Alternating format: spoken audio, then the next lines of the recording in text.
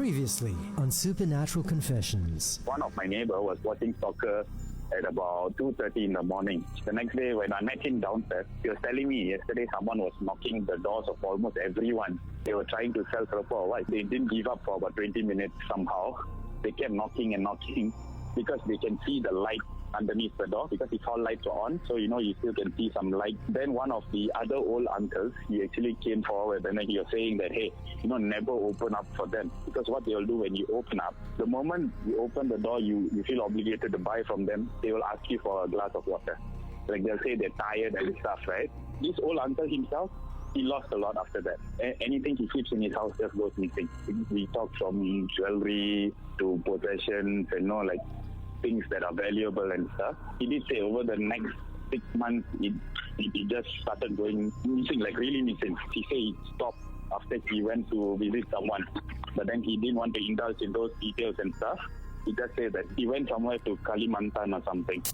Previously on Supernatural Confessions. It was OBS, it was the Pulau Ubin one. I think I was 15 then. I can't remember, was it 15 or 16 when I went to OBS with my schoolmates. And then, because we took mobile instead of residential, so we were roaming around, pitching up tents and all that all over Pulau Ubin. And I heard symbols, the Chinese symbols, the chiang, chiang, chiang, that kind. Mm-hmm. Yeah, so it was very loud outside my tent at around also 3+ in the morning. I don't know why. Then I heard this chiang, chiang, chiang, and it was so loud. And I woke there were 4 people in the tent. I woke everyone up, and then nobody could hear it. I was like, you're kidding? It's damn loud. It's as if it's just outside. I'm like, no, there's no sound. Then I said, die again. So the minute, and then everyone couldn't sleep obviously because I spooked them out lah. So then one of my friends opened up the tent. She looked outside, there was nothing, but they stayed out with me the whole night. And then when we went back into the tent, we heard dogs, wild dogs on Pulau Ubin just howling around us, like weird howling sound lah. Yeah, so they say that that's the dog's way of chasing it away. I don't know. So after the dog howled, the symbols stopped. And then the second night, when we were once again roaming around Pulau Ubin, we settled on this beach to decide to cook our dinner. I heard the symbols again. This time was really soft. It wasn't as loud because we were all crowding around the campfire. Yeah, the campfire. That's right. The campfire, and then cooking. And then the minute I stood up, I could hear the symbols. Then I squat down, I cannot hear again. Then I stood up, I was like, oh no, die. This time confirm. Previously on Supernatural Confessions. This story was shared to me by a friend of mine. She is presently working as a nurse, and this experience took place while she was doing night shift at Alexandra Hospital.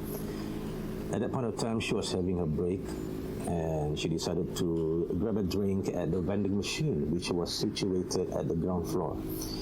As she was walking, she could see among the trees an apparition, or what looks like a person standing between the trees.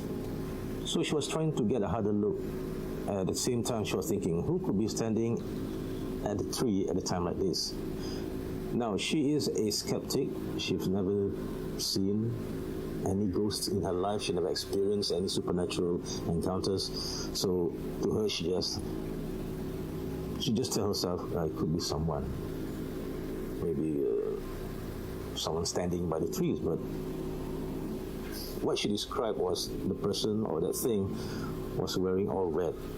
He was wearing a flowing red gown or dress, and it has a long, rather thick hair. So she proceeded to the vending machine, bought her drink, and as she was walking back to the ward, she could still see the same lady, and was still standing between those trees. So curiosity got the best of her. She decided to take a closer look. She went near the tree, and what she saw was terrifying. It has a face, but it didn't have any jawline. There were no jawlines, there was nothing. It was just half a face, and it was really, really hideous. It had eyes, piercing, evil-looking eyes. She immediately ran back to her ward. At the same time, she dropped her drink, ran to her ward, and told the nurses what's going on and what she saw. her colleagues, one of them told her that it is could be a red kuntilanak, which is a more terrifying, more evil, vengeful version of a pontianak or a kuntilanak. So if you come across the red one, you better run or better get away from there because it is bad news. And it was really bad news for her, and it was really a lesson learned for her. And now she is a believer in the supernatural. Previously on Supernatural Confessions.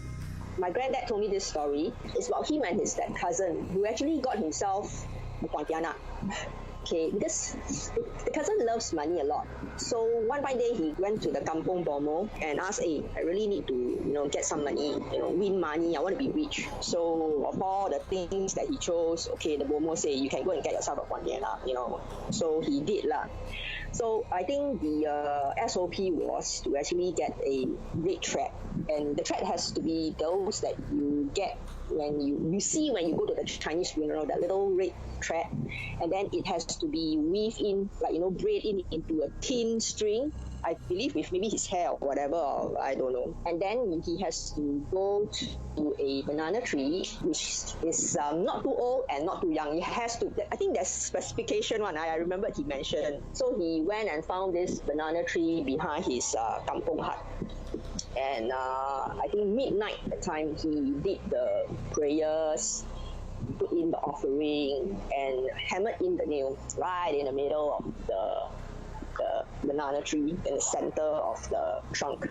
And after some time, he tied the string from the nail all the way to his little toe on the right foot, if I'm not wrong. And the Momo told me, said, you have to do it every night, which led me to believe maybe that is like the feeding tube or something. So he did it, and then for the next few years, he really went rich, like fata, everything he touched, like literally turned to gold. 40, he get even those illegal gambling also he won. He became quite rich, and they managed to afford a HDB, I remember. But unfortunately, this uncle, he passed away, and it was in an accident, or he fell ill. And after that, of course, when he died, Miss Pontianak didn't have anybody to hang on to, and the string broke lah. Because the wife did not know. I think the wife was my grandma's neighbor or something. So the wife did not know, threw away everything, and even that red string, but did not remove the Pontianak. And according to my granddad, she haunted them like no tomorrow. Even when, I think from what he said, he told me that the wife, when she was taking a bath, right, when she looked up, right, her head is always there at where the lamp is. And then this happened for a few years. Then his children fell ill, and then finally when they meet my granddad again, my granddad suggested it might be something that he did. So you should better go and find that your original Bomo, or find a Bomo, or you have to go to the temple, whichever.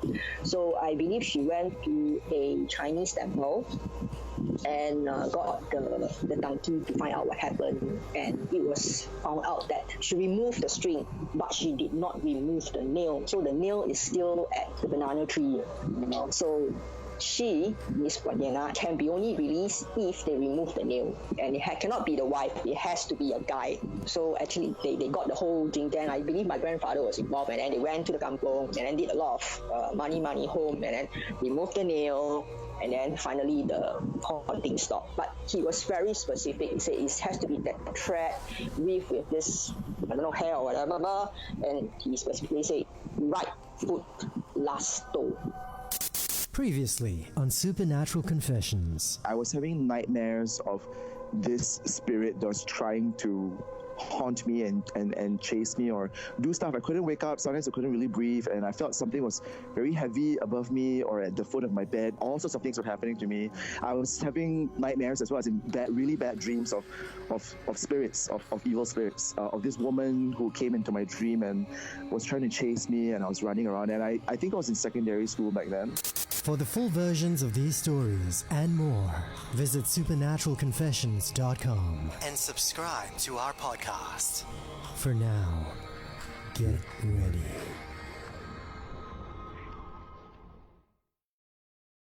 Is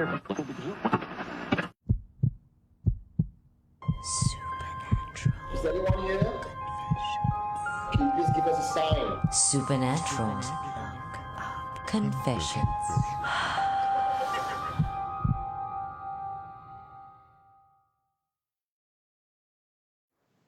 Hey. Hello, hello, and welcome back to Supernatural Confessions on what seems like week 435 of the circuit breaker measures here in Singapore. It's Timo along with Eugene Tay. How you doing tonight, buddy? Good evening, buddy, and good evening, everybody. This is episode number 44. I think we've done pretty good, hey, so far? Wow, episode 44. It feels like just yesterday when we decided we were going to put this whole Supernatural Confessions podcast into action. What started off as, just an audio podcast has now kind of evolved into a Facebook Live session that happened. Yeah, and I just want to give a big shout out to everyone who has been following us since day one. You guys know who you are, the regulars, and you've been tuning in every week without fail, and you are the reason why we get so excited and we get so motivated in bringing this to you every single week. That's right. And of course, we recognize, right, that we are getting new supporters. And of course, people who are new to the whole Supernatural Confessions thing every single day, every single week. And we want to say thank you very much for helping us grow this podcast and, of course, grow Supernatural Confessions, this online community of supernatural enthusiasts. And we'd like to ask that you continue to support us. Of course, you can start very simply by just sharing this stream on your Facebook right now so we can get more people tuning in, and in the long run, this of course helps us to, draw from a bigger network about all things supernatural. Yes? Yeah. So help us help you. The more people we can reach out to, the more people share their stories with us. We then get to convert their confession into stories that we can all enjoy together, right? So share it, click the share button, click the like button. So if you're new or you've been here for some time, but, quietly hiding in the shadows, not putting up a message, that's fine too. Just give us a like, a thumbs up, or, just let us know that you're there so that, Tim and I, we don't feel so lonely. That's right. That's why we kind of brought this whole podcast out into Facebook so that we could better engage with you. In fact, we want to say hello to quite a number of people who have just joined us. One of my colleagues from KISS 92, Charmaine Yee, has just joined us. I haven't seen her in a billion years because of our, social distancing measures. I want to say hi to Esther, to Geraldine, to Mohammed, to Edward, to Zach, to Glenn. In fact, many of the people, right, who are popping in and watching our live stream tonight have actually submitted their own confessions over the last couple of weeks. In fact, Thomas, we're going to hear from him. We're going to hear from Glenn. We're going to hear from Serena. And I understand that all of them are actually watching the show tonight. So as you listen to their confessions, if you have any questions for them, you can direct them directly to them, and they can hopefully answer all your questions on the show tonight. There's a name that popped out on the chat, and it's a name that we have not seen in a long while.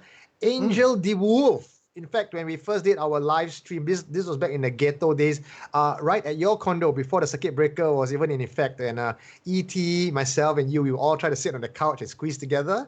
So Angel was actually one of the early ones who have watched us, and she said she used to watch us in bed, and it feels, like we're all cozying up together around a campfire sharing ghost stories.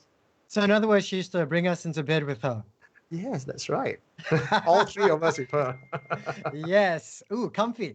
All right. Well, of course, if you are new to Supernatural Confessions, all the details on what it is that we do and all the platforms we do it on can be found, of course, on our website, supernaturalconfessions.com. In fact, that's also the place where we encourage you to send in your confessions.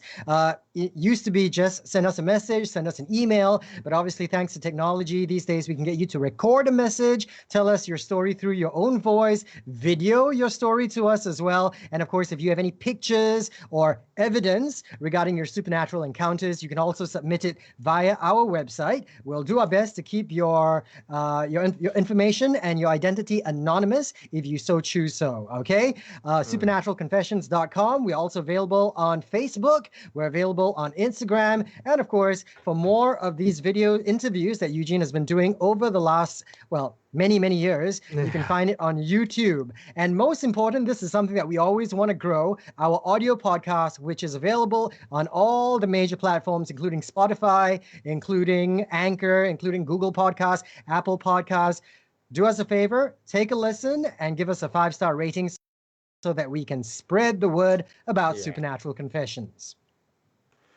Well done, well said, Tim. So what's in store for us today? Okay, so it was brought to our attention, right, from Esther that today it is episode 44, and since Supernatural Confessions was put into action, basically not just for us to share our tales, but of course to get all our listeners and our viewers to share their tales as well. We thought we would dedicate today's episode to all your confessions. So over the course of the week, Eugene and myself have been interviewing, getting on the phone, calling different people to actually get them to submit their stories, their audio stories. We're going to be playing them tonight. We're going to be discussing them. And once again, should you have any questions at all, just type it out in the confessions. In fact, you can ask many of the submitters themselves who are going to be on the show tonight. And of course, a little bit later on, we are going to be doing our CSI segment, Critical Supernatural Investigation with E.T., where we're going to be playing out a case to him, and he's going to give us an alternate take on the logical reasons why perhaps all these supernatural things in the case may not necessarily be supernatural in nature. Okay? So go ahead. So I mentioned just now, episode number 44 is all about you guys. So for those of you who are listening in and you feel like you just want to share your stories, you can do it on the comment section immediately for us all to read it out. Or if you want to do so, you can send it to us at www.supernaturalconfessions.com. Right, Tim?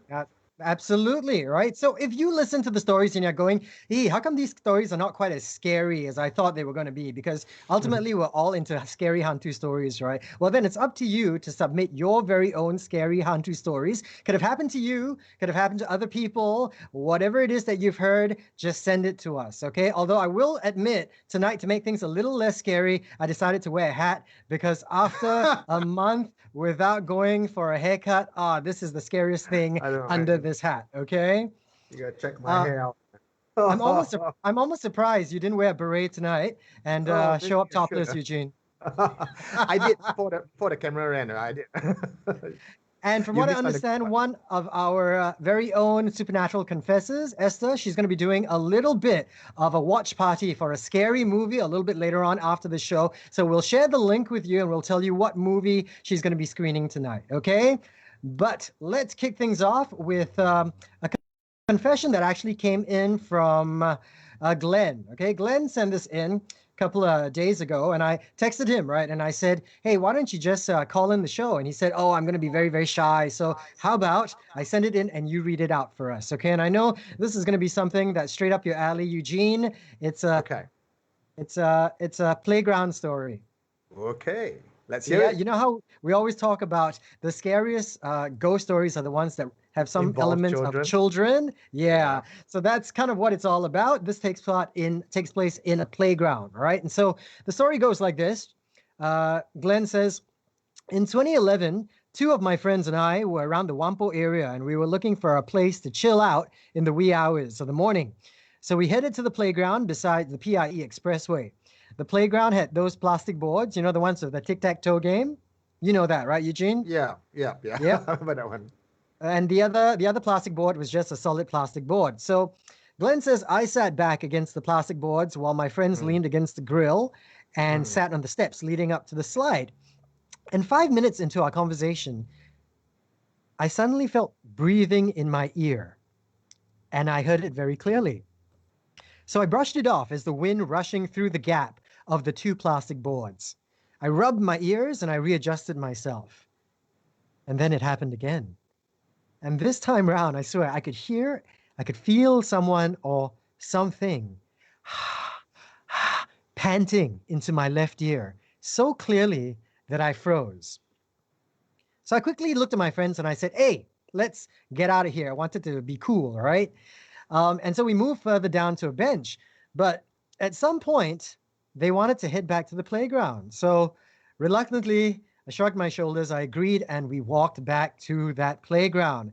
But this time, I made sure to sit on the steps of the slide instead. Now, one of my friends ended up taking my previous slot, which was next to the plastic tic-tac-toe board. And then 5 minutes later, I suddenly saw him sit up, and he turned around and he looked at me. And then he had this look on his face, right? And when his eyes met mine, he knew that I knew what had just happened to him, right? And he was like, F you lah, Glenn. Why didn't you tell us? And we just got up and we ran.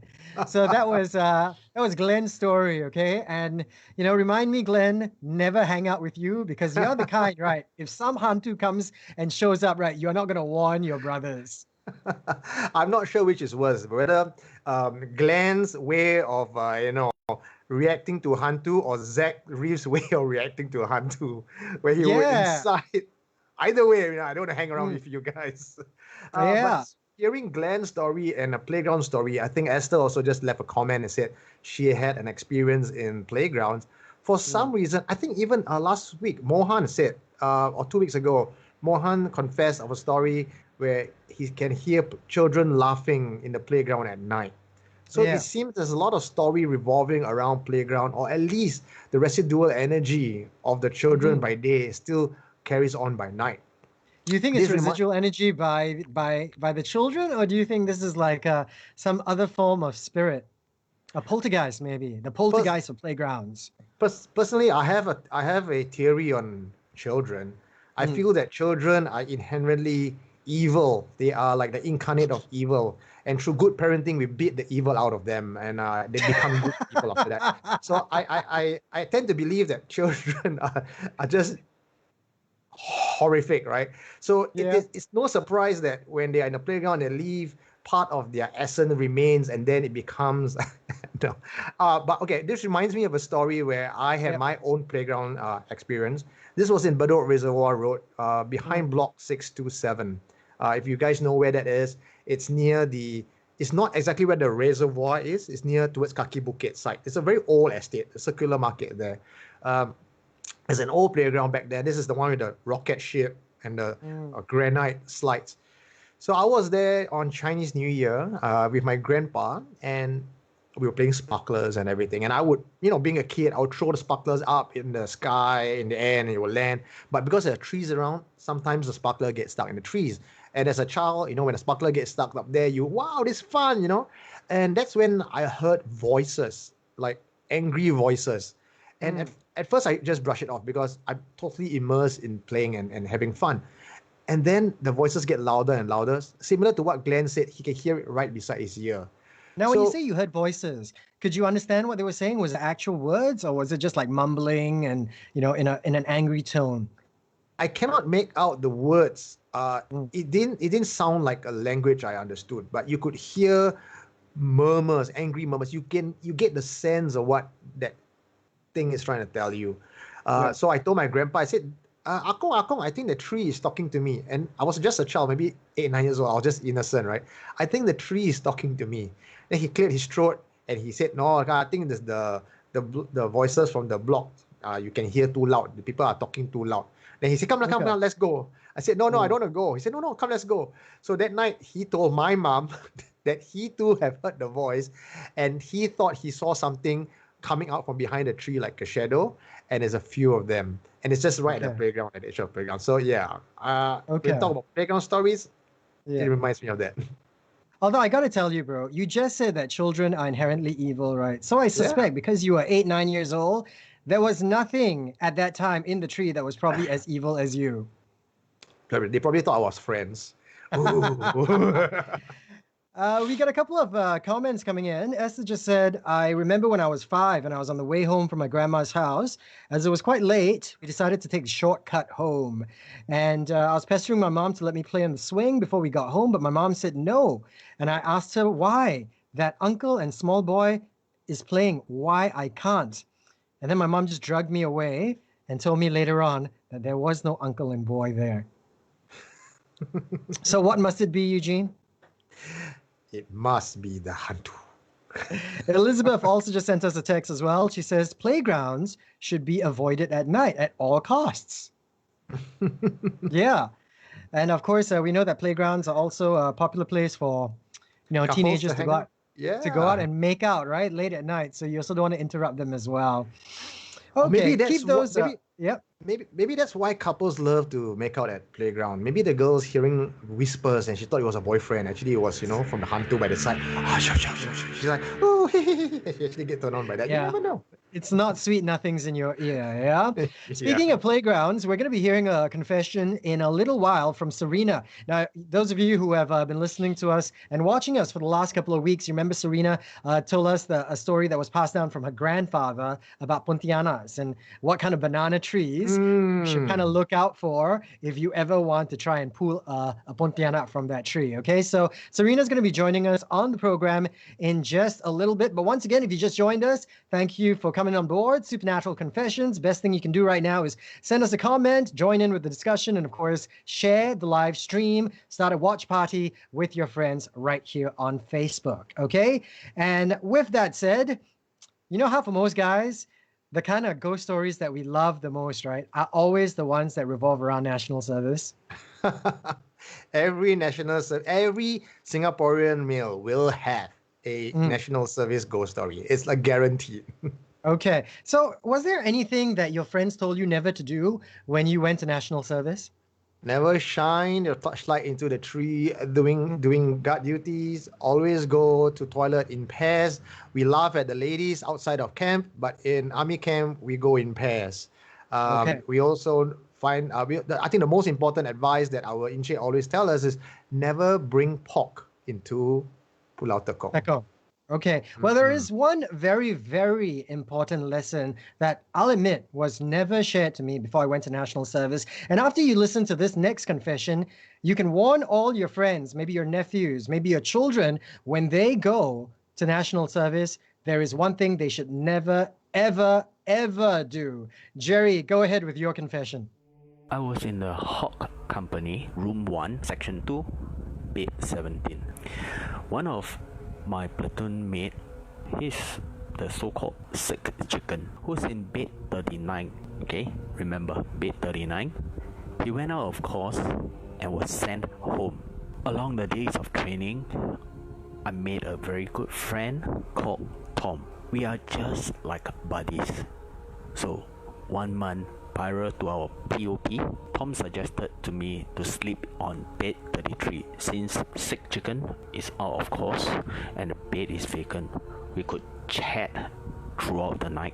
So that very night, I moved my blanket and my pillow over to bed 39 and chit-chatted till we both were sleepy. Greeted each other good night and we set out our own mosquito net and off to slumberland. I could not remember what time it was. I felt someone shaking the bed. I opened my eyes and looked. I couldn't see anyone. Thinking that I might be too tired or maybe I was dreaming, I closed my eyes and continued doing what recruits love most: sleep. Somehow the bed shook the second time. This time, I opened my eyes immediately and I ensured that I'm not dreaming. I sat up on the bed, trying to catch to see if any of their jokers were found running back to their bed. Well, none. I was kind of pissed off then, and I pulled the mosquito net away and looked under the bed. No one is hiding there. I told myself, I'm too sleepy, too tired, it must be my imagination. Go back to sleep. So I carefully tucked the mosquito net under my mattress and ensure no one is attempting to disturb me again. I lie down on the pillow. Well, so far so good. I closed my eyes. The bed immediately shook for the third time. I immediately sat up, looked around. Nothing. I can't see anyone. Without any hesitation, I took the pillow, blanket and ran back to my own room, my own bed, and quickly went back to sleep. The very morning, I asked Tom if he decided to play a prank on me last night, and he looked totally confused. I told him about the incident and he was shocked, scared, and in return he told me not to joke with him. As night fall, we gathered in bunk to do our usual stuff, and I noticed one of my platoon mate, he's called Siva, he went into a trance. Oh my fucking god, seriously? I really didn't know what to do. I immediately walked out of my bunk, looked for Tom, and we gathered at the corridor. So one of the Indian guy came over and told me that I'm needed in the room. What the F? Seriously, me again? Why is it me again? I was so scared that I didn't know what to do. And my Indian friend just told me, don't worry, it's a deity that actually possesses Shiva and want to help me. So I slowly went into the room, then instructed to sit in front of Shiva, who was in deep trance at the point of time. He was mumbling to the translator, and I was told to explain to him what happened last night. And while the translator was explaining to Shiva, I saw Shiva taking out the pocket knife and started cutting his tongue. Literally, he cut his tongue into half. Blood was flowing out, and I could see the tongue dangling out of his mouth. Oh shit, it's damn disgusting. When the translator finished speaking, Shiva told everyone to sit where we were and he will get it resolved for us. The very next moment, he went limp and had to be supported by the other platoon mates. I couldn't really exactly remember how long later Shiva woke up and started talking to the Indian friends, the translators, then told me that it has been settled and it was just a misunderstanding. My Indian friends started chanting and singing again, and Shiva went limp once again. My Indian friends then explained to me in detail. Bed 39 was used by an out-of-course recruit. I couldn't really remember his name. Well, let's call him PCC. Well, more often than not, reporting sick while we were at training. He will always be going back to bunk to rest. Out of boredom, he found some stuff to play, and recruit PCC did the most stupid and retarded behavior in bunk. He PCC'd when he was alone in a bunk. For clarification purposes, PCC is an abbreviation of a term in the Hokkien language referring to masturbation. The spirit somehow felt offended by his actions and wanted to punish him. Unfortunately, he has been kicked out of Pulau Tekong and went back to mainland, and I unknowingly went to sleep on bed 39 and was mistaken to be the out-of-course idiot. Deity has also explained to the spirit on the situation, and the spirit has promised not to disturb us, this platoon, and also informed the spirit that if any one of us were to complain of such disturbance again, he will definitely be packed to catch the spirit. Soon after, lights off and we all went back to sleep. I had a peaceful night rest with no disturbance.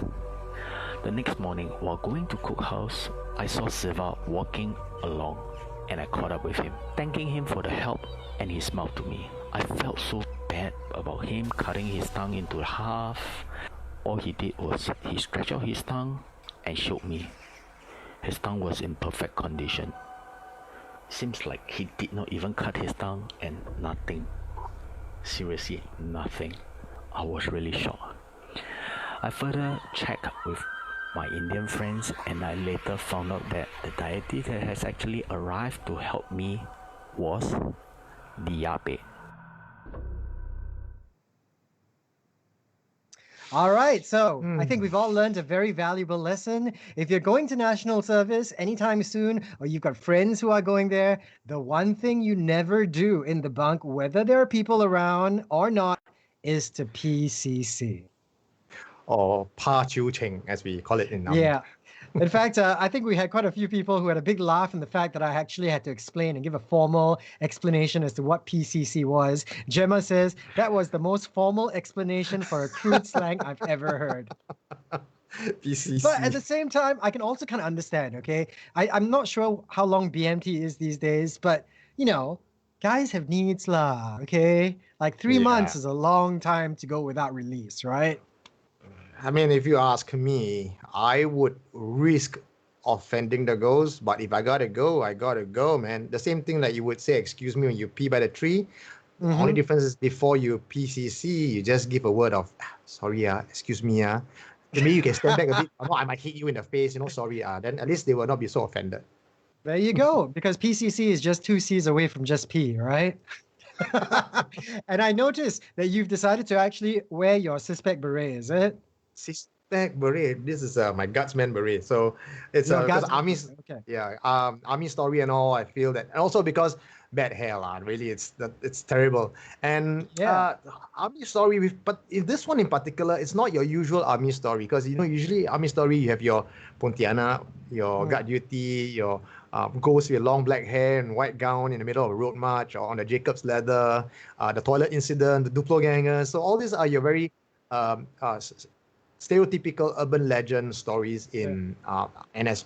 But what Glenn has given us is a very, in my opinion, Jerry, a very real take on what happened in camp because you always have spirits in camp. We know that. In fact, army commanders all know that. That is why when a new building is built in army camp, all 5 religions will come down and bless the place. That's a guarantee. So I think being Singaporean or Asian in this case, generally everyone believes there is supernatural in places. We just don't talk about it. So offending a spirit because you PCC, that sounds believable still. Having a mistaken identity, that's kind of sad. I mean, Yeah, that's a kind of, it wasn't even your fault, right? And by the way, Jerry T. Lim is actually watching right now, okay? He says we were obese recruits, so it wasn't 3 months, it was actually 5 months. So wow, I can understand that would be a very, very long time without, going to PCC, I suppose. If you have any questions at all for Jerry, please direct them straight to him. Jerry, I have a question for you. Which block is that? Is that Ninja? I think the obese recruits were in that block, if I'm not wrong. And Ninja also had its own fair share of stories. He said he was Hawk Company. Okay. Not sure about that one. But what was really interesting for me in that story is his friend Siva, who was playing a role of a medium and had Tua Diape enter his body, or Diape enter his body. And he could actually converse with the spirit. That was actually very interesting. Sorry to cut you off there, but I was a little confused because I was always under the impression, and once again, I apologize for my ignorance, okay? I thought Tua Tiape was more of a Chinese deity. Is it regular? Is it a normal thing for someone maybe of the Hindu or from an Indian faith to be able to channel a Chinese deity? Yeah. Channeling happens across board. If you guys want to know more about Tua Diape, or in this case, the underworld gods, there is a video that I did on YouTube under Supernatural Confessions. Check it out for Confessions of a Tanki. There I explain a bit more of the history of the Tua Diape characters. These are actually legend has it that these are actually human beings in China who died tragic deaths, and because they were so upright and righteous, the underworld deity gave them special stations in hell. But although they are underworld deities and look scary with their long tongues sticking out, their main role is to actually help humankind. So that is the background of these two deities. And when they speak, they always speak in very old school Hokkien, not even the army Hokkien, it's the old school Hokkien. But so the same thing I always had when I asked this question is it, can they only speak their language? So if I am a different race, can I not worship that particular deity, or can I not communicate with them? And it turns out in Singapore, and I've met these two myself, one of them is Superman. I call him Superman. He laughs about it as well. Superman. He has a home temple in Sembawang area. Another Indian guy who speaks Indian by day, and then when he trans, he speaks fluent dialect. He has a temple in Geylang Lorong 18. I think Esther knows him as well. So you see two Indian men sitting down there and fluent dialect. I'm like, my God, the color and the visual and the language just don't match. But it happens. And when they are out of trance and you try to speak to them in Hokkien and dialect, they can't. This is the funny thing about it. Yeah. Right. Okay. So that can kind of explains why, I suppose, across the board, just like you mentioned, a medium, no matter what faith he's usually associated to or what race he is, will be able to channel deities across the board. And also with regards to cutting of the tongue, again, that's a very common thing. It's not just in the underworld Taoist tradition. Even in fact, in the Hindu tradition also, cutting, piercing, body mutilation is not uncommon. And somehow they just don't get wounded by all that piercing. People How who does have gone science through explain it. something like that? Science explains it in a way that when you are in trance, they don't believe that the deity has entered your body. There is a term for it. It's almost like being at a concert where you're so hyped up, you believe that everything is possible, and your body goes into an adrenaline rush, and it heals itself. The pain does not register. So science have all ways to explain all this, but I truly believe that when such things happen and miracles of nature happen, it really must be something beyond science, and it's really in the realm of supernatural. Because we're talking something beyond just adrenaline, you know what I mean? Like, for instance, we see all these remarkable things happen during Taipusam. You know, people, they stick things through their faces. They have all sorts of piercings. You know, it's almost like they don't feel the pain. They walk across hot coals, and yet their feet don't seem burnt at all. In this particular case that Jerry was sharing with us, his friend Siva cut his tongue. Like, he actually saw the two pieces dangling out. Yeah. Yeah. Now, I can understand if you say because of the adrenaline, I can understand you can when you're in a trance, I didn't feel the pain. What I have trouble comprehending is how the next day superhuman healing has occurred, and now the two parts of his tongue have kind of just merged back together. That's the one thing I have not seen in life. If you talk about walking on coals, you know, Anthony Robbins, motivational speaker, he makes people walk on coals to overcome their disbelief. But yeah, having your tongue split and then joining back the next day, I don't have any explanation for that. There was one time I was actually in a temple and I saw a trancing session. So he was putting his hand in fire to help heal the patients who would come to see him, the devotees who would come to see him. He put his hand in fire, when it was wine and there's fire. He put his hand in, he wiped them. So I thought, okay, you know, if you put your hand in fast enough, you won't feel the heat, like candles, right? So I put my hand near the bowl and I could feel the heat coming from the flame already before I even put my hand in the bowl. So I tried to put my hand in. I cinched myself. I pulled it out. I straight away, like out of reaction, I pulled it back. But this guy was happily digging his hand in, lifting it up, holding it, and wiping it. So either he is in another world where he don't feel pain, or he's just not hurt by fire. So when people are in trance, miracles like that do happen.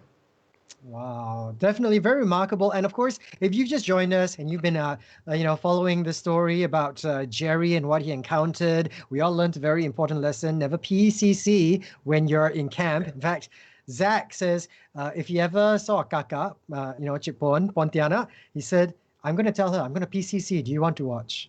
I tell you, Zach, just courting trouble only. You know? Zach, crazy guy, man, Zach. I think. Zach, if ever one day, right, and I think I had this conversation with Zach before, I've always wanted to start my paranormal investigation again. I think I might have found my mini-me. When I was really young, around Zach's age, I was behaving like him quite honestly, throwing caution to the wind and living life dangerously. So, yeah, I think I found my mini-me there. Yeah, but forewarning, okay, for Zach, look where Eugene is now. You sure you want to turn out like him? Fat, chubby, with my hair so messy. I tell you, shows up half naked, wearing a beret on live stream, showing his nipples to the world. Something's cracked in my head already. I used to have very nice body, but my body is now so bloated. I can only, no matter how much I diet and work out, it doesn't work, bro. Because you know why? Bro, why? Must be the hunt. No, that's not what you say. You must still say you still have a very good body. It's just that a good body is worth protecting, and you need insulation. Like, for instance, right, when you buy antiques, what do? You wrap it in bubble tape, right? Bubble wrap, so it's only because you care so much for your body, that's why you're going through all these lengths and means to protect it. That's right. Ladies, I'm not fat. I'm just protected. All right. So, of course, more of your confessions still to come tonight. And by the way, speaking of Zach, I believe he actually submitted a very lengthy post on jinns, okay? And that can be found on our Supernatural Confessions page. We've heard about demons, but very few of us know about genies or jinns. And Zach has taken the trouble to actually, find all the information, put it all together in a post. And you can actually later on go through our Supernatural Confessions Facebook page and take a look and learn about jinns just like the rest of us, okay? In the meantime, though, one more reminder for everyone who's just joined us, thank you very much for sharing our stream. If you just joined us and you like what you're watching, we ask that you help us spread the word about Supernatural Confessions. First thing you can do is to share the stream and start a watch party right now. Okay? That's right, guys. Share it, share the love, share it with everyone. Be the pioneer, be the one that everyone looks up to and says, hey, this guy knows a lot of things about Supernatural, because every single one of you who's been listening to us, you have, like Tim himself, he started off being really cool about Supernatural and really asking a lot of questions.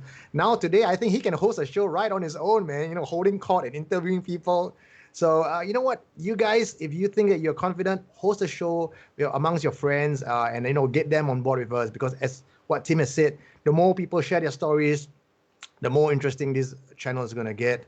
Also, you may have realized that on your screen, there are some poll questions that has been going around since last week. And that is because I no longer have to be busy controlling the OBS system. Elvin De Cruz is behind the scenes, being the man in control, and he's posted out a few questions for you guys. One of the questions before this one is, which is the hantu you would like to meet at the playground? And it turns out everybody has chosen Hantu Tete, my girlfriend. Yeah. Of course. I'm fairly certain most of the people who voted were guys, okay? But there is one thing we have failed to talk about since we began the show. And Ling Ling actually just reminded us, what are we drinking tonight? Ling Ling. No prizes for guessing because I bought a carton of Mac Kueh Gan. So I still have a couple of bottles left of Mac Kueh Gan. It's McGuigan, bro. It's an Australian winery, okay? It's McGuigan. Well, the crowd has voted last week, and everyone thinks it's Mac Kueh Gan. All right. And Thomas usually asks what we're drinking as well. I still haven't finished my bottle of Lagavulin 16. So hopefully by the end of this podcast, I will be on the hunt for a new bottle. And I believe someone actually volunteered a couple of weeks ago that they would sponsor our next drinking session, right? Eugene Choi, after he mentioned he's going to sponsor, he never logged in anymore to our channel. That's why. Okay, so once again, thank you for joining us. If you have any stories of your own to share, find us on our official website, which is supernaturalconfessions.com. Okay, and with that, it's time for us to jump into another confession. A couple of weeks ago, she shared with us details passed down to her from her grandfather about how to summon a Pontianak. If you haven't heard what Serena said that time, just go back, listen to our podcast. In fact, go on Apple. If you don't actually want to go through the whole video stream, go on Apple, go on Spotify, go on Anchor, subscribe to the audio podcast, and you will hear what Serena actually said, how to actually find a Pontianak, because you can't just go to any banana tree. It can't be too big, can't be too small, it's got to be just right? So Serena is back tonight to share one of her very, very earliest encounters with the supernatural, and it started, boys, with something as innocent as going to pluck flowers. Serena, what happened? I think that time I was only primary school. So one evening, my auntie, she had to do this school project which involved getting a hibiscus flower. At that time, if I'm not wrong, there is only 2 places that has this hibiscus plant grown, huge ones. One is at Block 256 and another one is at Ang Mo Kio Avenue 1, Bishan side, the whole row. So of course you had to go out and then when we were quite young, auntie going out, want to go. So we got our parents to let us go, me, my cousin. But before she go, my grandmother would tell her, don't go to 256 area, and if can, don't go Bishan area. Funny thing about this Block 256 area is that it's very spooky there. They actually have this playground, but nobody plays there after 6. You get 1 or 2 kids playing in the afternoon, but other than that, there is no children playing after 6. Not even a bird, not even a pigeon at that particular 256 area. It's very, very strange. So of course, when we went down, it's like, okay, gotta find a hibiscus plant, Between the teacher and the ghost, the teacher was more important. So we went over to 256 to look for the hibiscus, the flower. The trek there was quite uneventful. But when we get over there, my auntie threw us to the playground while she go and look for the flower. And then the 2 of us, for some strange reason, we didn't really want to go and play that playground. Because you get the overall feel, it's like, creepy. I thought I saw somebody. I really thought I saw, but I wasn't sure. So you didn't say anything, because my auntie was saying that you say anything, I'm going to send you back to block 2252, which where my grandmother lived. So okay, we kept quiet. And then we couldn't find a hibiscus flower, so no choice, you got to go to the Bishan part. After we left 256 area, I remembered feeling, this is, it's like suddenly from the darkness you go to the sunshine, that kind of feeling. Bishan area, they had the entire pavement full of hibiscus plant. So my aunt found some lah, and I was also plucking flowers. After that, we went back home. Then we had our dinner and whatsoever. But when I went back to my original house at Whampoa, I fell ill. The entire week was so sick. Then grandma said, must be you do something, or I step on something or whatever. So I went over to the temple and found out, I happened to pick a flower that some spirit liked. Yeah, so I think maybe I kena curse or something. So I remember, I get scolded like left, right, and center. Why you how pick flower, blah, blah, blah, blah, blah. Then kena ear pulling and all that. After that, of course, my mom had to go and buy, I remember she buy the Jaws paper. She also buy the yellow color paper. And then she buy some other white paper with the clothing and all that. And then she used that to sweep from head to toe, That burned it as an offering. And then I became well. Search.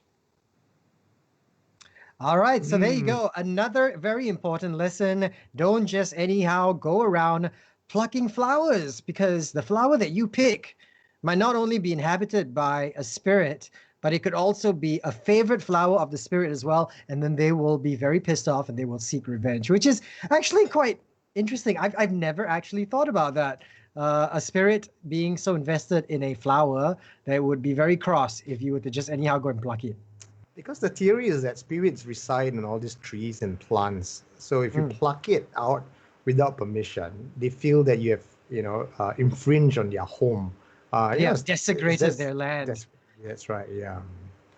Even if you don't believe in Hantu and you are more of the holistic, nature-believing kind of folk, every plant, every rock has some life form, has some jinn inside. So plucking a flower is really hurting that entity within it. So that's why the old folks, even my grandma said, don't go around plucking leaves at night, don't go around plucking flowers at night, don't kick the tree, don't peel the bark, because sometimes in some of the stories, when you peel the bark of the tree, they start to bleed. So the old folks, really from the Kampong era, they do believe a lot in such animalistic beliefs where nature has spirits within it. Wow. Well, if that's the case, right, that means what? Can we never pluck bananas because the Pontianak will haunt you after that? That is why even when you talk about plantation owners, they do have rituals before they take their harvest, or they have rituals to ask for good harvest. So people who, at least in Asia, I know the farmers and all that I spoke to, the durian farmers, every single farm that I have come across, every single farmer, they have some form of belief. They will have Myanmar workers in the compound, they have Malaysian workers, and each of them will bring with them their belief. So I have not met a single owner who owns a plantation who says, I don't believe in supernatural and I'm going to pluck it as I see fit. No, none of them has actually said that.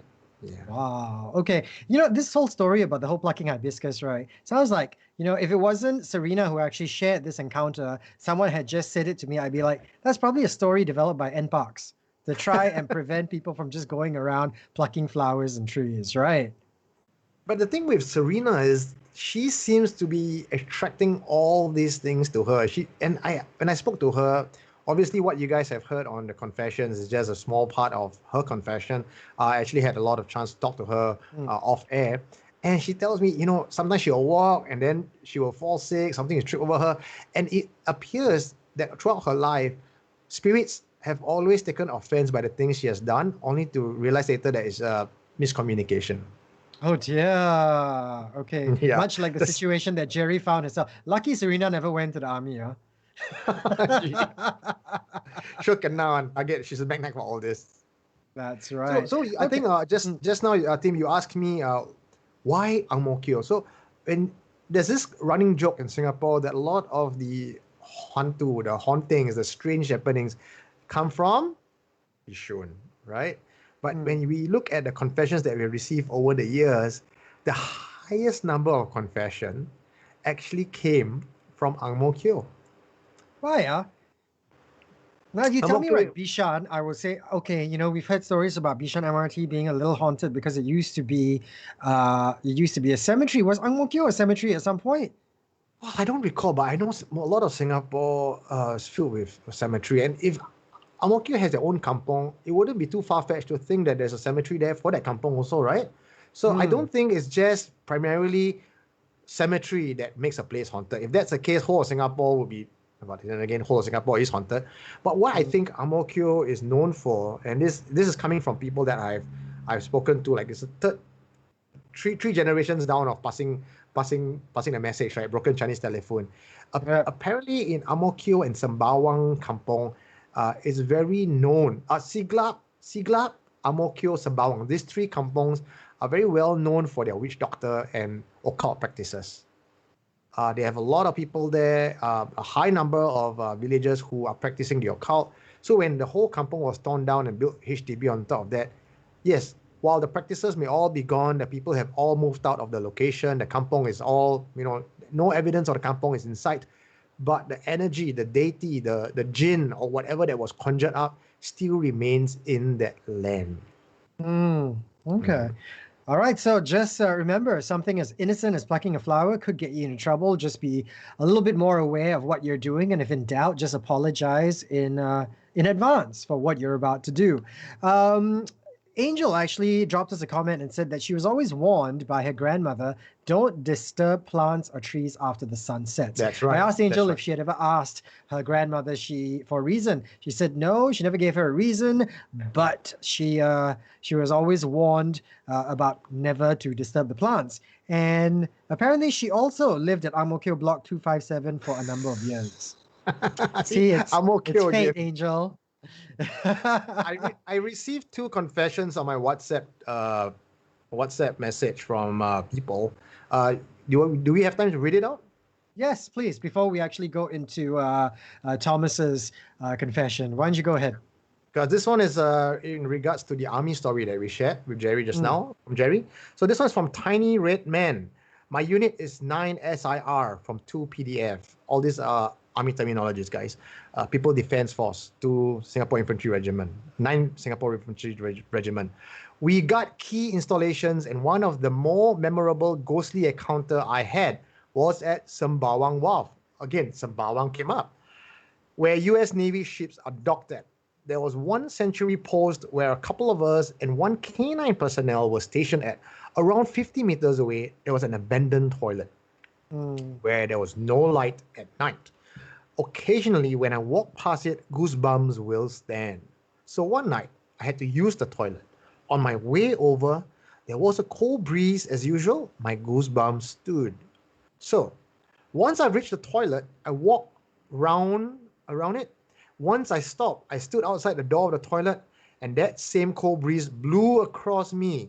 Having experienced such stuff before, I simply told the thing, I need to go to the toilet. Excuse me. So I went in, did my business, and went out. I just felt quite weird after that. That was when I reached my sentry post. The K9 was looking at me and just kept barking at me for a while until the handler stopped it.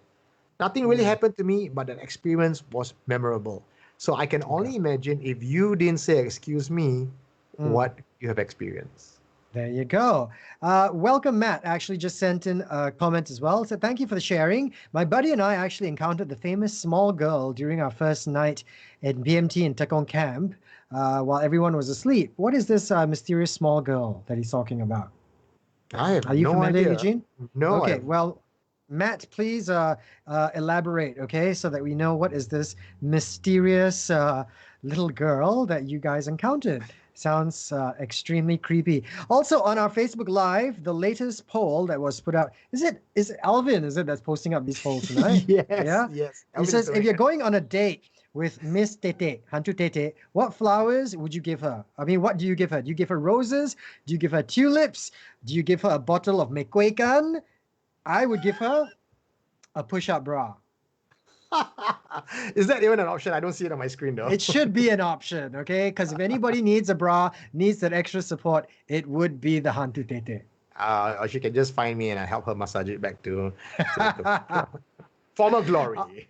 All right. So, of course, if you've just joined us, thank you for joining us on Supernatural Confessions, where we talk about myths, legends, all things supernatural, particularly here in Singapore. Best way, of course, that you can help us is to share this stream on your social media and, of course, to subscribe to our podcast, which comes out every single week. A lot more Supernatural Confessions to get through. A little bit later on, we're going to have CSI, critical supernatural investigation with our buddy E.T., who has also joined us. And remember, all these guys who have submitted their stories are also on the stream tonight. If you have any questions that you want to ask, you can ask them directly and they will reply to you. Okay?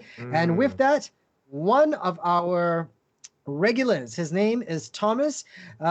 He's been with us from day one. Every week he will talk about the hantus, he will talk about the spirits, and more importantly, the kind of spirits he likes to talk about is what we are drinking. Okay, he got in touch with us over the week to say that during his time working in in hospitality, with hotels and tourism, he's also encountered quite a number of supernatural stories. Okay, and it all began during his training in a hotel that was actually run by Shatek. Thomas, what was the deal there? Basically, this training hotel is for students to gain some work experience before they actually go out to the real thing, the real industry to do certain jobs, right? So it is open to the public, but of course, the people who come to the hotel, they do know that we are all trainees. So I guess prior to going there, we've already heard a lot of stories about it from the students who already finished their attachment there. So when we got there, we actually noticed this really I would say quite well-decorated shrine at the back of the building. So we were quite curious, how come this shrine always had fresh tidbits, chocolates, biscuits, and always some toys around. I got to know this maintenance uncle. He does the maintenance where he takes care of the building. He's been there for many, many years. So he actually told us, it's the spirits of two little kids. I believe it's one boy and one girl. Yeah, so every morning before he comes to work, he would have to stop by a convenience store or a mamak store, to get some small little tidbits or toys for the spirit kids. Yeah, right. If not, there will be a lot of complaints from the guests. Things will get missing. There'll be the guests will be disturbed by footsteps running along the corridors consistently. Non-stop running. Yeah. So if he remembers to give these offerings, the day would be rather peaceful, not much disturbances. Yeah. Yeah. So personally, I didn't experience this and I don't want to. So yeah. Of course, yeah. But this is the backstory. And there's another interesting story that we encountered was actually one of the guests checking out in the middle of the night. I think it's like 2-3 a.m.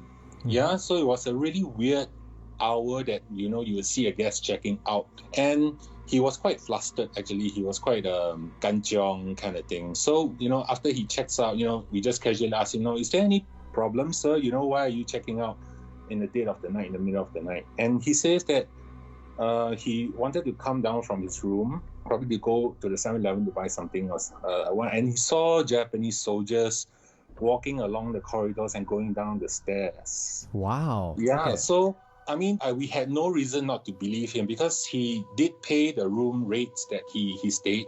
For the 2 nights that he stayed, he did pay and he left. So, we had no reason to believe he was the kind of cheapo guest who would cook up the story just to get free rooms. Because his rooms were already paid for already, yeah? Yeah, he paid for the rooms for the nights which he stayed. So it was quite genuine, I would say. Did he give you any more details about these Japanese soldiers that were roaming the halls?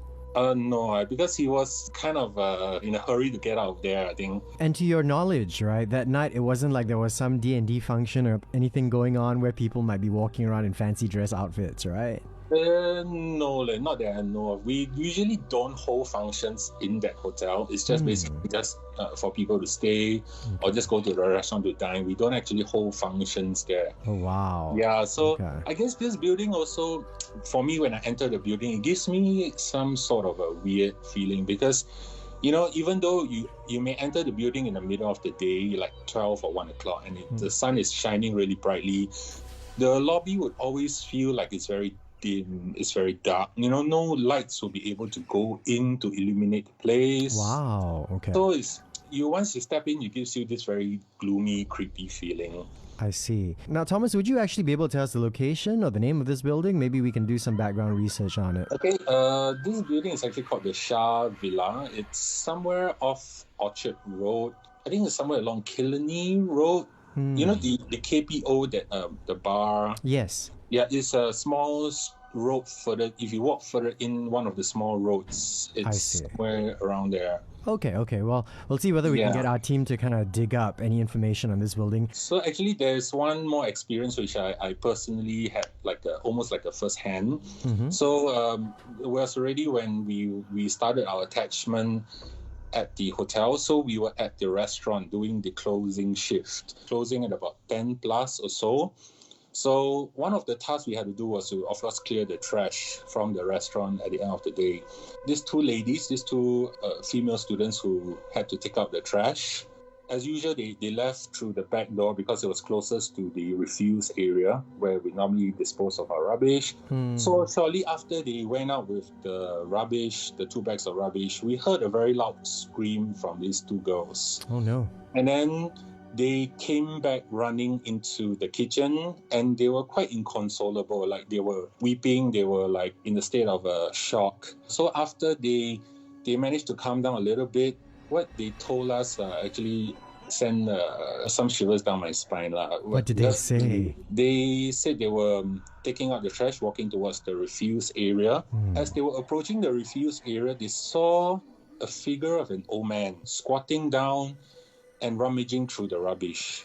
Okay.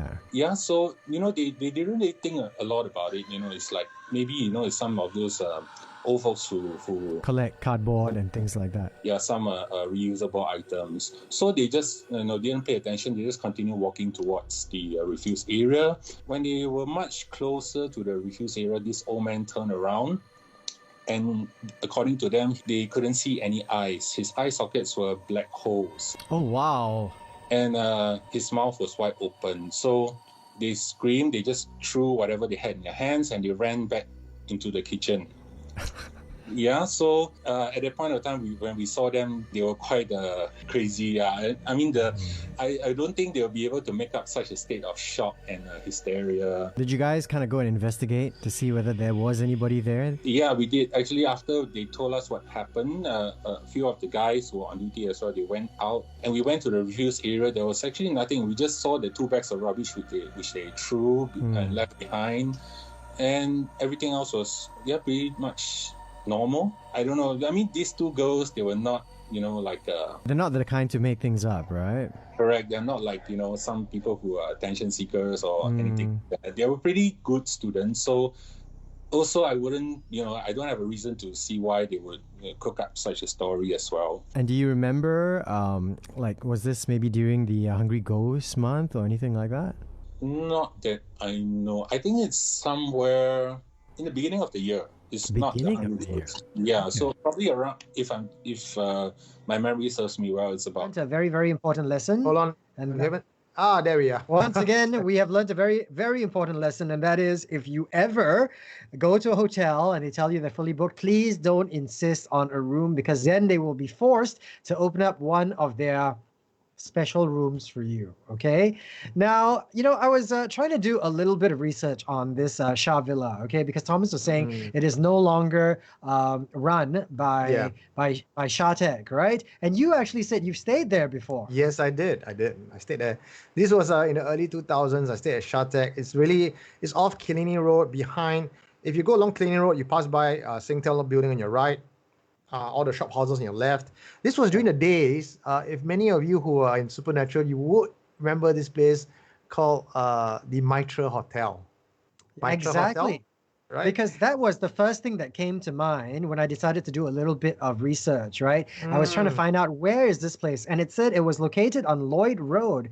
And just a little further down from Lloyd Road is Devonshire Road, which I remember in one of our earlier podcasts, you told us that there was this hotel that was just the saddest hotel ever. You just went there and automatically felt gloomy because Yeah. over the years people had suffered there, committed suicide, prostitutes had lost their babies, abortions and things like that. That's Mitra Hotel. That's right. Yeah, Okay. so it's I think less than 100 meters away from Mitra Hotel, along Lloyd Road. So you have you have Killiney Road, which everyone knows from Somerset towards River Valley, but there's a small lane behind cold storage, and then you turn left. Or I think it's NTUC.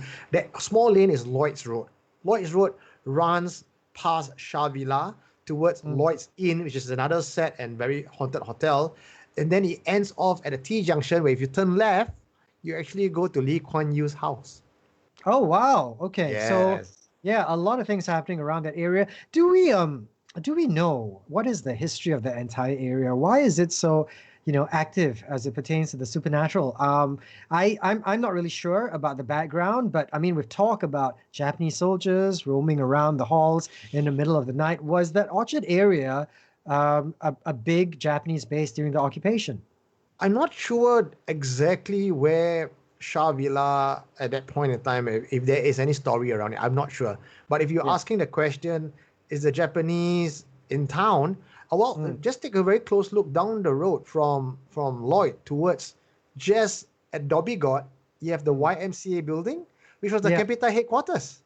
The Right. Capita and from the Capita headquarters YMCA to Lloyd's Road, or to that lane that leads towards Lloyd's Road, it's less than a kilometer away. So to answer your question, I do not know exactly what happened on the land of Shah Villa.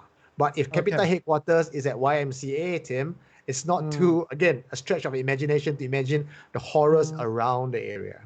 Actually, now that I think about it, even further down, if you keep going straight down, you're eventually going to reach Raffles Hotel. And that was also a bit of a base for the Japanese. Rumor has it that a lot of them actually committed suicide, harikiri, towards the end of the occupation. So I guess, yes, it makes sense that that entire Orchard area in the heart of the city was very, very heavily occupied by Japanese forces during that time. But more importantly, I want to ask you, since you did say it was cheap, you stayed at the Shartek Villa. Did you encounter anything when you were staying there? Fortunately or unfortunately, I did not encounter any supernatural encounter. The room I was given had no windows. It was one of those rooms that had no windows. And I felt uneasy, but I didn't pin it down to a supernatural encounter, if you know what I mean. Because the room had no windows and it just feel very claustrophobic. The lights are very dim, it's very orangey. It's a very old place. The place doesn't exist anymore. But in the early 2000s, it's a very old colonial building, and you don't expect anything new out of it. And frankly, this is no five-star hotel, right? People technically go to that hotel to have a short stay, and that's why people book that hotel. What? It's like the Orchard version of Hotel 81, is it? This is before Hotel 81 even came about. Shah Villa was before that. So if you wanted to get it on, just to take a nap in the afternoon, between work, you would book a room because it's about, I think, $49 is the cheapest you can find it now. Yeah. In the heart of Orchard Road, because it's students, run by students. So it's run by Shah Villa. So I remember the place very clearly because I've stayed there a couple of times myself, and no supernatural experiences, but it's eerie as fuck. Okay. All right. Well, thank you very much, Thomas, for sharing that story with us. If you have any questions at all for Thomas, he's actually on our comment section right now. Yeah. Actually, what I wanted to say was we have a drawing from Site Wilson, from Dark Arts of Site Wilson, our resident illustrator, who drew this for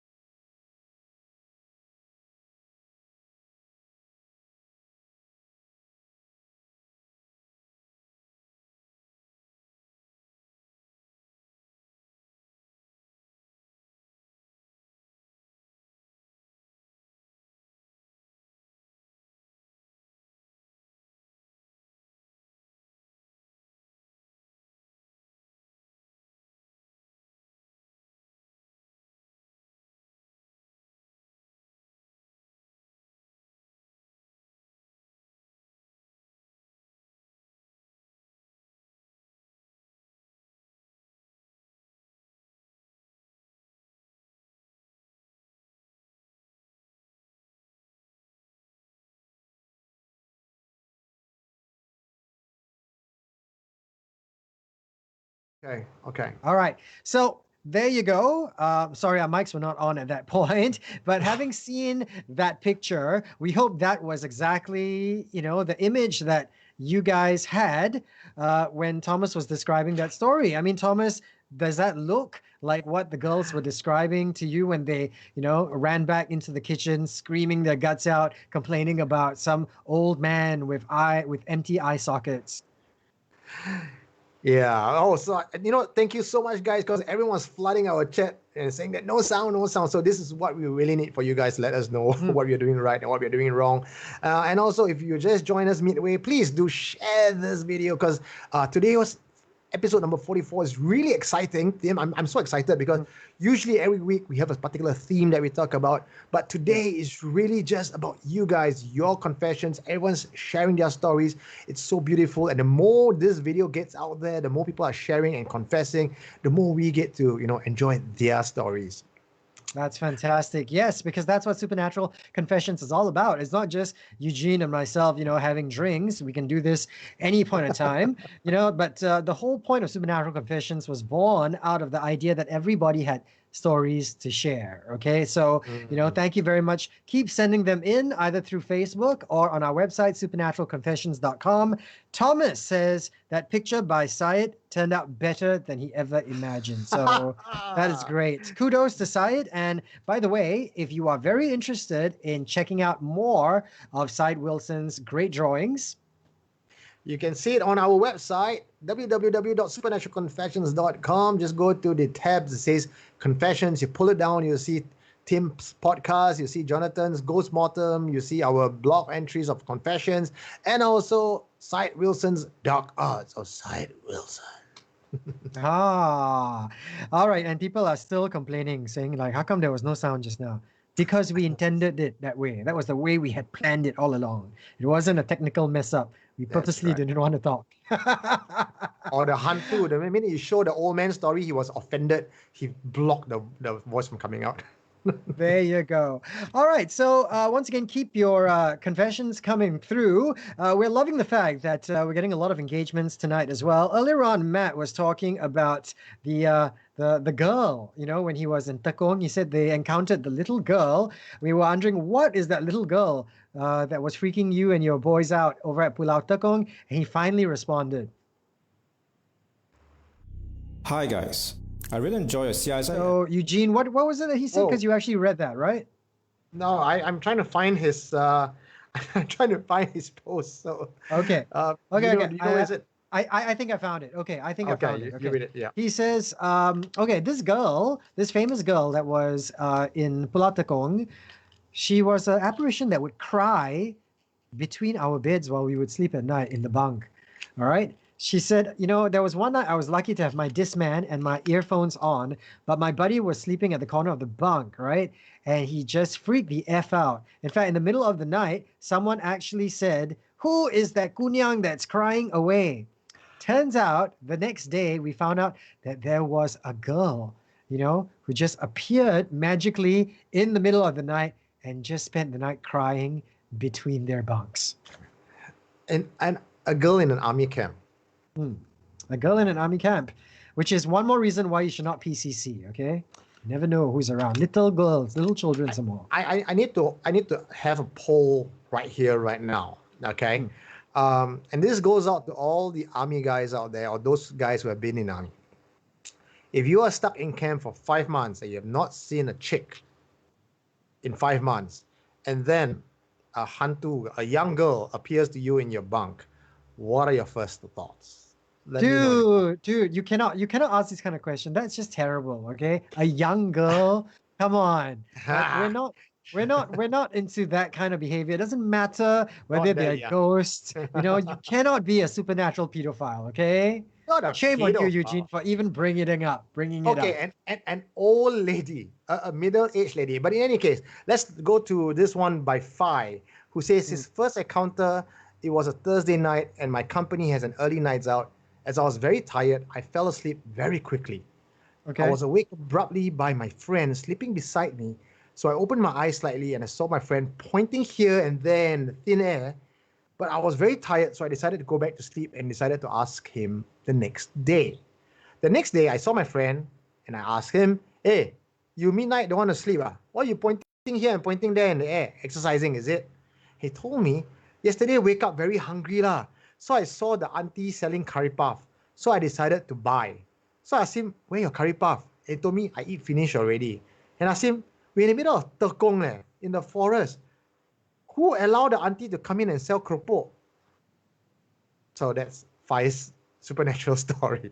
So we're hearing about makciks who are not only hanging around HDB blocks selling keropoks at the middle of the night, but these same makciks are wandering into camps selling keropok in the different camps. Very enterprising. She really wants to sell you her keropok, man. This keropok, I want to try this keropok. I want to see what is so special about this keropok, that it is making its ways all across the island, even into restricted areas, okay? One of my former buddies from CMPB actually just sent in Glenn, right? He says, remember the scary stories at level 5 at CMPB, Tower 2. Honestly, the scariest thing I can remember, right, is there was a phantom crapper. What? All right, without fail, right? And I was in the morning shift, right? We would come in early in the morning, right? And there would be someone who had crapped not in the toilet bowl, but the side of the toilet bowl. And for some reason, we never understood who this phantom crapper was. Who is coming in the middle of the night just to crap next to the toilet bowl? Never found out. In my entire 2.5 years there, we never found out who was doing that. So that, I think, was the scariest story that I remember from CMPB. The story of Orang Minyak, right? Orang Minyak will tend to crap outside your house. That's a story, the legend of... Yeah, the urban legend. Orang Minyak, when you see a pile of shit where there's not supposed to be, the old folks believe that that's where the Orang Minyak has been. Oh, okay. Well, banyak minyak will give you diarrhea as well. So that kind of explains. All right. And Hernan says that is truly a shitty situation. Okay. Do we have any more messages that you want to read out, bro, before we move over to our CSI segment? No, I'm good. It's just that Eugene Choi, we talked about Eugene Choi just now. Well, he has appeared and he has left some comment. It says, I've been eating home-cooked food about a month now, and where is it? Oh, shit. And now I am the one starting to look like a ghost. Okay, and with that said, it's time to move on to our next segment, which is called CSI, Critical Supernatural Investigations with E.T. And how this works is E.T., a member of our Supernatural Confessions team, brings to the table a very specific set of skills. He is a very different type of paranormal investigator, much like how Eugene Tay, my co-host, loves to blame everything on the hantu. Anything that happened, it's the hantu. My drink didn't show up on time, it's the hantu. My ninja van didn't bring my delivery, it's the hantu. Grab food, brought my food to the wrong block, it must be the hantu. So when it comes to E.T., he believes that before I say it's the hantu, I have to quickly, rule out all the other explanations and all the other logical alternatives before I decide that this indeed is supernatural in nature, all right? And once again, we want to say when E.T. comes on board, it's not because he wants to poo-poo on your idea. He's not calling you a liar. He's not calling you crazy. He is just giving you alternate reasoning based on the information that you have made available to him. That's right, Tim. Because at Supernatural Confessions, we want to give you both sides of the coin. We're not here to just say everything must be the hantu. We joke about that a lot. But at the end of the day, we are very serious about looking at every situation and seeing really all sides. And perhaps from Eugene's point of view, E.T.'s point of view is when something cannot be explained, that it truly must be. But before we bring E.T. on, let's hear the story. And this was actually a written confession to us. He did not leave his voice behind, did not do a recording. And that is why we have our very own Alvin De Cruz, our operator, our Supernatural Confessions podcast operator, to lend his voice to this story. Well, wait. In fact, we want to say, okay, I come up with a new name for Alvin, okay? Alvin De Cruz is the voice of the voiceless. So for people who come to the table with no voice, they don't want to lend their audio, Alvin will be your voice, okay? The voice of the voiceless. So here he is, Kenneth's confession in the voice of Alvin De Cruz. Hi guys, I really enjoy your CSI episodes featuring E.T. My family is not religious, but at the same time, we are not complete disbelievers either. We do accept the existence of spiritual elements. And when it comes to the matters of the supernatural, we do not expect the kind of things that we read on your page would ever happen to us. Just a few days ago, we had a few encounters, and I'm starting to doubt myself. There was a funeral underneath my block, and they were burning incense paper. As we were staying on one of the lower floors, some of the ashes flew into my house. That night, my brother started to fall sick and began to cough non-stop. He's usually a fit person who doesn't get sick easily, so when this happened, I remembered something that I heard. When ghosts follow people, they usually fall sick. Also, we found out that my own neighbor had died from chest problems. Could this be linked somehow? The next day, my mother thought that she saw my brother in his room, standing by the window, but when she went to the kitchen, he was already there with a glass of water. So who did she see moments earlier? And finally, for 2 nights, I dreamt of a shadow standing beside my brother's bed. This is weird because I rarely have dreams. But after watching your show, I noticed an increase in supernatural sensitivity. I'm not sure if I'm able to actually sense spirits or if it's just my imagination. I hope to get some thoughts from the team on this. Okay. Wow. So not only is he the voice of the voiceless, Alvin de Cruz is the sexy voice of the voiceless. I swear I'm making him blush right now. So there you go. That was Kenneth's confession as voiced by Alvin de Cruz. And before we ask Eugene what his take was, why it must be the Hantu, let's cross over to E.T. for CSI. Hello, E.T. Hey, good evening, guys. Yeah, regards to the story that Kenneth wrote in, I think in current situations, it's always advisable to get a doctor's opinion. With the virus that's going around now, we know that even the fittest of persons can get infected. Although there have been tales of how spirits can zap off one's energy or what we call life force, there hasn't really been any scientific or medical evidence to actually show that lah. And with regards about his mom seeing his brother, it's really hard to say. With everyone staying at home, sometimes with cabin fever, I think it affects even the strongest of minds. And we may actually mistake certain shadows for figures or persons. Sometimes even a broom in a bad position may make us imagine something that's not actually there. And the last part about maybe he has an increase in sensitivity, I'm really not sure. But I think that listening to scary stories or horror stories or even watching movies may affect one's perception. You can always, try this experiment out, okay?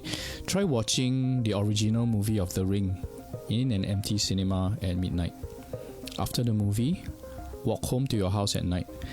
I think every single sound will definitely spook you. Even a cat that's innocently looking for company because maybe the fella feels alone might seem like a Pontianak in disguise. So sometimes power of persuasion is really powerful, and that's how some people actually do their marketing. It's all mainly psychological. All right. Okie dokie. So there you go. That's E.T. once again offering an alternative to It Must Be the Hantu. Once again, not meant to poo-poo on your idea. It's just the suggestions he's coming up with based on the information that's been made available to him. And should you have a case maybe that happened to you and you'd like, of course, for us to discuss it and have E.T.'s critical eye take a closer look, well, then once again, send it into supernaturalconfessions.com. Okay, but Eugene, we've heard from E.T. He believes maybe not the Hantu. You're a firm believer that it always is the Hantu. What do you think about Kenneth's confession? Oh, having ashes flying to your house, I've been reading up on some of the comments from our audience tonight. Say that, just because an ash fly into your home does not mean the ghost will follow it. But then again, think about what burning of hell notes is for. It's mainly to give the undead or the supernatural entity an offering. So if you have a piece of ash that flies into your house, it's again something that wandering entities might feel that it is for them and decide to stick around. So in that sense, I do think that having an ash flying into your house might signal wandering entities to come over to you. Whether it's actually the soul of the dead person, now that's something I think is quite a stretch for me to rationalize. For the mother walking around and seeing the son appearing there, only to Straight realize up, that I'm he's thinking doppelganger. yeah. Again, not to prove or disprove the story, but a doppelganger story is one that is extremely very common. You don't need to have an ash in a house flying to your room from a funeral downstairs to have a doppelganger experience. People who have that even report just a one-off experience. So again, that's something that has happened before, and if it happens to Kenneth, I would tend to find that there is some truth to it. With regards to the nightmares, and because he has not had nightmares, he started having nightmares. He started watching Supernatural Confessions, and then he gets all these things. Immediately, it will be very easy to agree with ET and says, "Yeah, you know what? You have seen a horror movie. You have watched, listened to all this ghost story. It must be your imagination." Now, I'm not saying again because this story, based on what I'm hearing, it tends to fall one of two ways. But the danger in just poo-pooing everything and saying it must be your imagination is that when the time that it becomes serious and the time that it really needs attention because it is a supernatural attack, you tend to also brush it aside and say, it must be your imagination. So I tend to want to err on the side of caution. And if someone comes up to me and said, I have a series of dreams, I think there might be something more, I would like to find out more first, maybe, even spend a night there, try to do some investigation instead of just saying it's your imagination. So that's coming from me. And right now, I wouldn't be able to make a confirmation or debunk ET entirely unless I'm there in Kenneth's house. But from what I'm hearing from Kenneth, his fear sounds very real. And I do want to respect his story. And I think I'm on your side, Kenneth, at all. That's right. And I hope And of course, everything is okay for you. if you have any more information that we can actually examine, please send it to us as well. Because once again, we can only discuss the case based on the information that's been made available to us. Okay. So, as even with ET, part of what he does is he rules out. So the more information that you give him, the more things he can rule out as well. And before you know it, maybe he might also be convinced that yes, it is definitely the Hantu as well. But as my co-host has been mentioning, for a lot of us, we don't want to run the risk of just, poo-pooing and everything, becoming great disbelievers, because then we're not doing justice to ourselves either. And that always reminds me of one of my favorite quotes, which is from Charles Baudelaire, who said, "The greatest trick the devil ever pulled was convincing the world that he didn't exist." That's right. And that's a quote I have in my book as well, in Supernatural Confessions. And I totally believe in that. The more you disbelieve in the ghost, the better it is for him, because you're not looking for the right answers to get rid of him. Exactly. All right. Do we have any messages that we want to read? Any comments that have actually popped by? We want to say we've got a pretty cool batch of Supernatural Confessors. It used to be they would just talk to us. Now they don't really care about us. They're just talking amongst each other now. That's good. That's good. I mean, I love it when the community gets to know each other. Even if you don't know each other by face, you know each other by name. And then, you form a camaraderie. And we love that. In fact, we feel very close to you guys because we have been stuck at home for so many weeks. And the only friends we have, even if it's just by name, is you guys right there sending us the message. And we have Shu Hui also saying that my mom has always said that when you are talking about the supernatural or listening to the supernatural stories, they will be attracted to the stories and come to you. So there could be some truth to that, because that's what our grandparents always say, right? If you talk about the ghost, they will come and find you at night. So... And Shu, of course, shared a confession with us a couple of weeks ago about her very, very eventful time in Pattaya. If you missed out on that, once again, just look for our Supernatural Confessions podcast on Apple, on Spotify, on Google, and take a listen to that. It was a pretty creepy one as well. Yeah. Okay?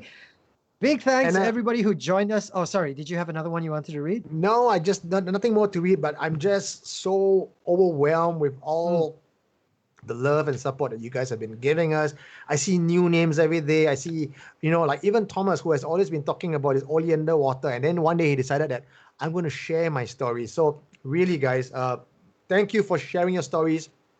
For those of you who are sitting on the edge, just itching to share your story with somebody because you just want to be believed. And I know this for a fact. And I know some of you have contacted me and left me very heartwarming messages and said, Eugene, thank you for running this, because I cannot share my story with anybody else. Everyone else thinks I'm crazy. And it's great that you feel that you started this site because you just want to talk about that, and I want to share my stories with you. So next week, I actually have a confession about a lady who has experienced supernatural all her life, and in one house that she went to as a house party as a teenager, she opened the alcohol cabinet, and as she was taking out the alcohol, behind the bottles of their Shivas and their vodkas and their whiskeys, she found bottles of what do you call it, fetus. What? Yes. That would make the worst cocktail ever. I know. So I have all these stories I'm dying to share with you guys, but I do need a lot more. Team and I, we've been working hard throughout the week just talking to you guys. So please, if you know someone or you yourself know a story, you want to hear it from you, contact us on www.supernaturalconfessions.com, our Facebook, or on my WhatsApp. We are so easily to get in touch with. Just get in touch with us and tell us your story. Tim? Absolutely. Okay. And of course, on our website, Eugene will upload some of the featured posts that have made it onto our Facebook wall. Facebook is great. We have a lot of contributing editors who post up a lot of great things. People like Zach, who posts up on gins. We got Jerry, who puts up a lot of posts, many of which go viral. But it's very easy to miss out on a lot of these posts because of the way the algorithm works and the way the feed gets updated so quickly. So Eugene actually posts up a lot of these featured posts on our website. And what have you actually posted up this week that's worth mentioning? I posted up some stuff about old dilapidated buildings in Singapore, haunted places, not as much as the doll story, but definitely some stuff, interesting stuff that you might want to go and take a look at. Also, Zach Reeves has posted up about Jinn. That's really interesting because we talk about the Taoist side, we talk about the random hantu and the Pontianak, but one thing we haven't really covered in depth is Jinn story.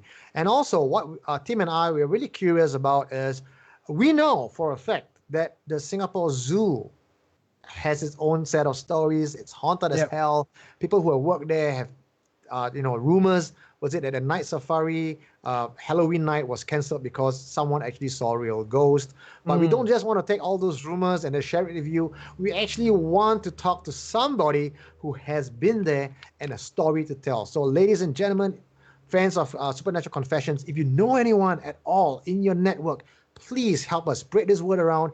We want to talk to someone who is working at the Singapore Zoo or Night Safari or any of the touristy spots in Singapore to share their supernatural confessions with us. All right. And of course, if they are too nervous, then you get the story from them and you share it on their behalf. Okay. It doesn't even have to be firsthand.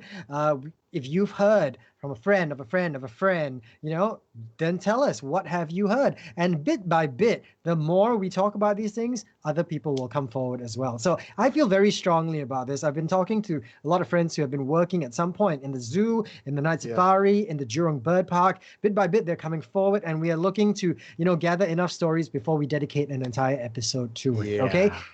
This, of course, is just one way that we decide on what kind of topics that we cover during our podcast. If you have more ideas, what you think we should cover, please send them in to us as well, so we can get our research team on it and produce a proper show for you.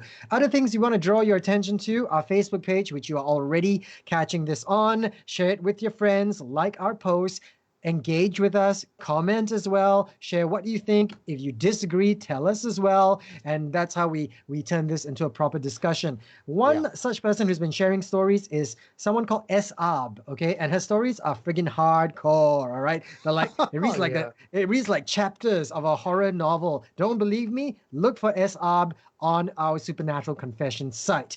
And something else that I particularly am very, very passionate about is our audio podcast, because Supernatural Confessions actually started off as an audio podcast, but admittedly, I wasn't with the podcast from the very beginning. I only joined maybe in episode 8 or something like that. And over the last few weeks, I've been taking a listen to some of the earlier podcasts that I wasn't involved in. Okay, and all I can say is the audio quality was terrible because Eugene refused to use a proper microphone. Okay. No, this was during the days when I had no equipment. It was just me and my passionate heart.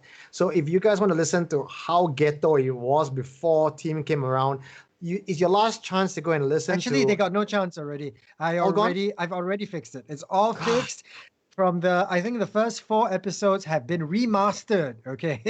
Remastered. remastered, re-edited, but the content is still very, very riveting. Okay, I'm going to carry on doing that. I think if you want to hear what it used to sound like, you can only do that from episode 5 and 6. That's your last chance to hear how ghetto the original podcast was. But one way you can definitely help us, make us very proud about what it is we do, is to like the podcast on whatever platform you're listening to, share it with your friends, those you think might be interested in anything supernatural as well. And if you can give us a 5-star rating, that would be awesome, because then it helps us to spread the message further and more people actually get to find out, and it gets featured on all the different platforms.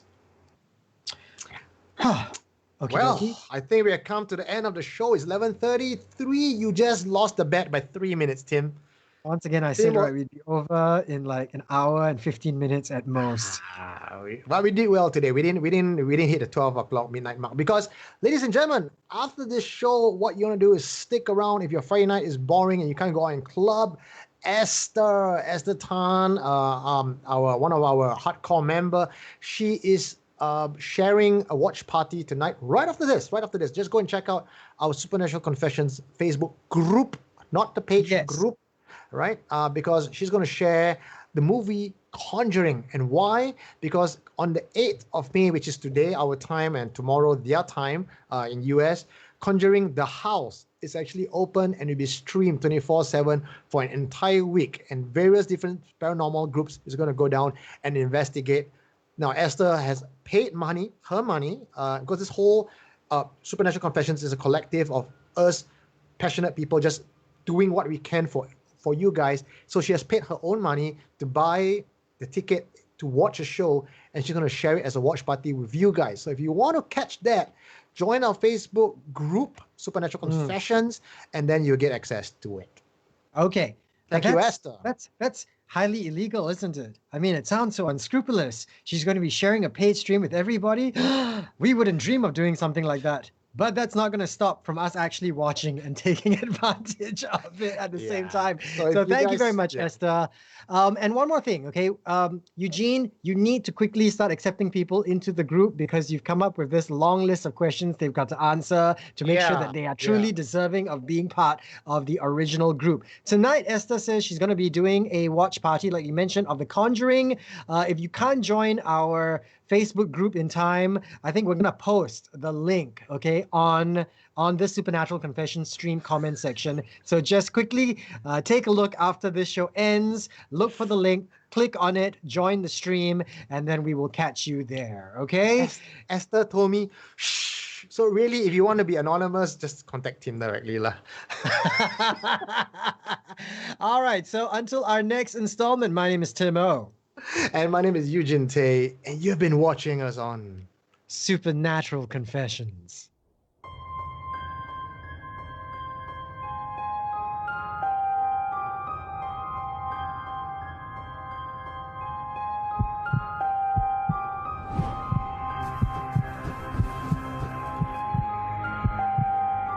Supernatural Confessions.